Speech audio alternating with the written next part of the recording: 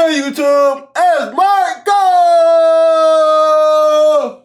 Bing! Back with another video, man. Thank you, Jesus, for allowing us to be here another day. And today, man, we got the harsh truth for the Toronto Maple Leafs. Oh, man, this is going to be a sad one. Maple Leafs are struggling this season very, very bad. Let Mitch Marner go, and I don't know, man. They just can't figure it out right now. Really struggling. Maybe they can get it turned around, though. We're gonna see. Let's not waste no more time, though. If you aren't subscribed, like 75% of my viewers aren't, hit that subscribe button, hit that like button, turn those post notifications on. Let's get into this video. By identical scores, sending the Maple Leafs to their worst ever home loss in a Game 7. Last year, the season ended like it always did for Toronto. Game 7 heartbreak in probably the most embarrassing way possible. That spurred one of the most talented superstars to leave for Vegas and left a whole lot of questions for the organization. Do they have enough depth to replace Mitch Marner? Is Austin Matthews healthy, and will he be any good without Marner? Will the goaltending be as good as it was last season? All of these questions meant that everyone expected a regression, but no one expected it to look this bad. Austin Matthews is still hurt. The goaltending situation is upside down. Wow. Fans now that's something that I didn't know. I don't know, how did I miss that? Are already saying start the rebuild. So what the hell is going on here? Why do the Leafs look this bad? Are they this bad, and is it going to last? Well, let's take a look. Shout out Hockey Psychology. I know Today's video is in paid partnership by BetterHelp. For myself, my mind is moving a million miles a minute. It's hard to get my brain to slow down and enjoy life as it is. I'll give it one right now. Your first month of therapy.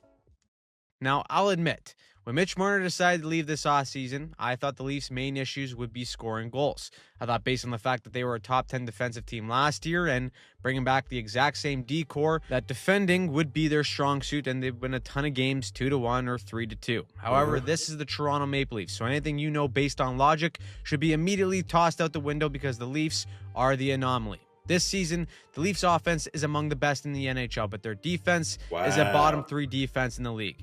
Now, the easy thing to do is to point at the gigantic missing hole on the right wing in Mitch Marner. Aside from the 100 points he gave you on the offensive side of the puck, he is one of the best defensive wingers in the league. So yes, without Marner, the Leafs are a bit worse defensively. But this much worse? No. This goes beyond Mitch Marner, and it starts up the ice. Let's just soak in the numbers here for a second. So far this season, the Leafs are 31st in rush chances against per game. And at 5-on-5, they're 32nd in rush goals against per game. Last season, they were 8th in rush chances against and 4th in rush goals against. So far, they've given up 15 rush goals against this season. And if you don't think that's bad, they only gave up 34 all of last season. Right now, when you play the Toronto Maple Leafs, it is an absolute highway through the middle of the ice. Now, let's quickly recap what's going on here tactically for Toronto. It's clear the Leafs, like many other teams, have tried to emulate the Florida play style, which is one that requires relentless pressure. And in order to do that, you need to have your D pinching down the wall without hesitation.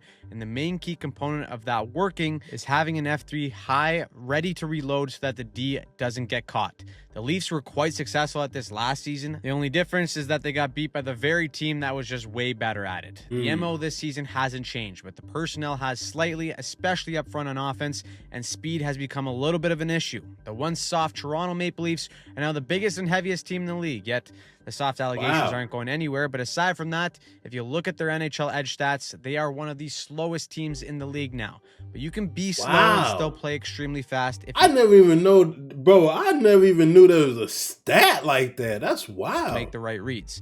Toronto just isn't doing that right now. The Leafs play a 1-2-2-4 check, so ideally you want your second layer consisting of the F2 and F3 to be in unison here and tight together to take away the wall play and the middle outlet. But here, they're not. The F3 gets caught too far on the other side, and that opens up the middle lane seam pass. So now Joshua, as the F3, doesn't reload and instead decides to dive right into pressure. He's late to the party, Buffalo changes sides, and now it's an odd man rush. Okay, no need to panic or Maybe you should, because the Leafs get confused on their assignments. Myers wants Domi to take the guy at the far blue line while he takes the middle lane drive. Domi starts pointing like, you got him. Now we're all pointing at each other, and by the time that happens, the gap opens up right across the seam, and it's a goal against. Yeah, that was all of bad. this because of a lack of cohesion up the ice. It's kind of the same thing here too. This is actually a textbook pinch and pressure from Toronto as this puck heads up the boards. The D ties up his man and has full faith to jump in with Matthews as the F3 there in support. But the puck hops over his stick. He's not strong enough on the play. And because Toronto's on fire with bounces lately, it ends up with a 2-on-1 and a goal against. I'm not kidding when I say I could go through almost every single game this season and pick out an instance where the F3s and Ds are completely disconnected, and it leads to a ton of odd man rushes. Like I said, tactically, nothing has changed here for Toronto, but when the forwards aren't making the reads quick enough and the Ds still have the green light to pinch, you get all sorts of trouble when trying to maintain possession. You'll also get a team that looks very slow and behind the play. Ironically, when it comes to this part of the game, Mitch Marner is very much missed. Leaf fans either want to believe that he's the biggest reason why the Leafs are struggling, or that the Leafs' struggles have nothing to do with Marner. Of course, the truth always lies in the middle. Marner was the Leafs' most intelligent player, especially in this area where he'd usually be playing the role as the F3, and it's actually where he did the most damage last season on the Leafs. Missing that kind of presence on your forward group, especially with your other top players, is going to have an impact. Now, these struggles are also connected to how the Leafs want to generate offense. Again, very similar to teams like Florida, their offense wants to start off the forecheck. They want to get the puck in deep, cause a turnover, and wreak havoc. They were successful at it last year as the Leafs were 7th in the NHL when it came to generating offense off the forecheck and cycle.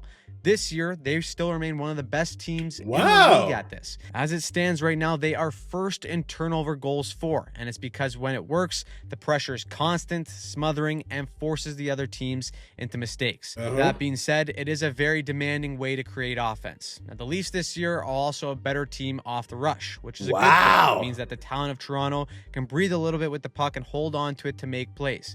Tactically, we've seen Toronto use a lot of these stretch passes to spread out teams and catch them for a quick counterattack. However, puck management in these areas remain a problem. At times, you have players holding on to pucks a little bit too long inside of the offensive blue line, which leads to an odd man rush chance against. As for the stretch plays, more often than not, they are met with teams stepping up to cut off the pass entirely and catch Toronto vulnerable with a chance against. The numbers reflect this too, as they rank 30th in the NHL in giveaways to opponents. A healthy balance of creating offense both on the rush and forecheck is essential. But Toronto looks like a team that's trying to do both on most nights, but ends up getting caught in the middle with no distinct identity. The Leafs are a team that can score, but it's coming at a cost that's far greater than they'd like. Another issue glaring for Toronto is breaking out the puck.